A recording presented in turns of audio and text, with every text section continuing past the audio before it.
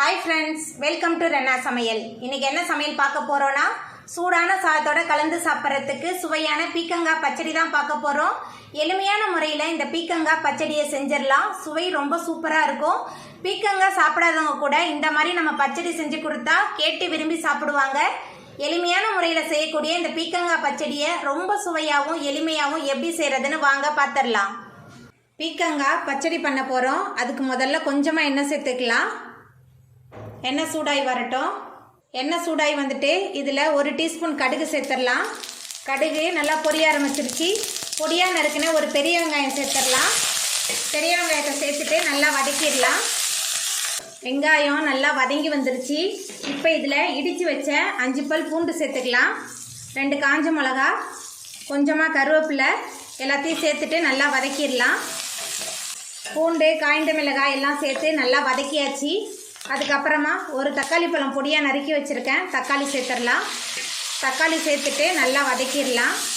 நம்ம சேர்த்த வெங்காயம் தக்காளி பூண்டு எல்லாமே நல்லா கலந்து வதங்கி வரணும். நல்லா வதக்கிடலாம். வெங்காயம் பூண்டு தக்காளி எல்லாமே நல்லா வதங்கி வந்துருச்சு.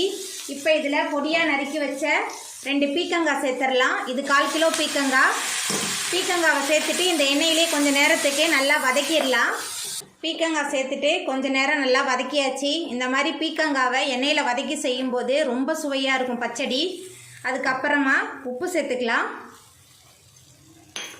மஞ்சத்தூள் 1 டேபிள் ஸ்பூன், சாம்பார் தூள் 2 டேபிள் ஸ்பூன் சேர்த்துக்கலாம். சேர்த்துட்டு மறுபடியும் நல்லா வதக்கிடலாம். சாம்பார் தூள் மஞ்சத்தூள் எல்லாமே பீக்கங்காவோட சேர்ந்து நல்லா கலந்து வதங்கிருச்சு.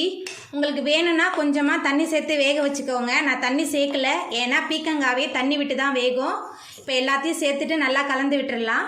கலந்து விட்டாச்சு. இப்போ ஒரு மூடி போட்டு வேக வச்சிடலாம். பீக்கங்காய் வெந்து வரட்டும்.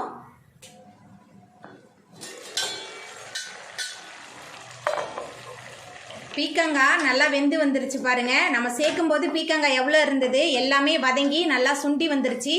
இப்போ இதில் வேக வச்ச 4 டேபிள் ஸ்பூன் பாசிப்பருப்பு சேர்த்துடலாம். பாசிப்பருப்பு சேர்த்துட்டு நல்லா கலந்து விட்டுடலாம். பருப்பு பீக்கங்காய் எல்லாமே சேர்ந்து நல்லா கொதிச்சு வரட்டும். வேக வச்ச பாசிப்பருப்பு பீக்கங்காய் எல்லாமே சேர்ந்து நல்லா கொதிக்க ஆரம்பிச்சிருச்சு. 1/4 மூடி தேங்காய் துருவல் சேர்த்துடலாம். தேங்காய் துருவல் சேர்த்துட்டு நல்லா கலந்து விட்டுடலாம். தேங்காய் துருவல் சேர்த்துட்டு கலந்து விட்டாச்சு. இப்போ நம்ம அடுப்பை ஆஃப் பண்ணிடலாம். அவ்வளோதாங்க, நம்மளோட சுவையான பீக்கங்காய் பச்சடி ரொம்ப சூப்பராக ரெடி ஆகிட்டு. நீங்களும் உங்கள் வீட்டில் இந்த எளிமையான முறையில் செய்யக்கூடிய பீக்கங்காய் பச்சடியை செஞ்சு பாருங்கள். இந்த வீடியோ உங்களுக்கு பிடிச்சிருந்தா லைக் பண்ணுங்கள், ஷேர் பண்ணுங்கள், கமெண்ட் பண்ணுங்கள், சப்ஸ்கிரைப் பண்ணுங்கள். அப்படியே பக்கத்தில் உள்ள பெல் பட்டனை கிளிக் பண்ணிடுங்க. நன்றி.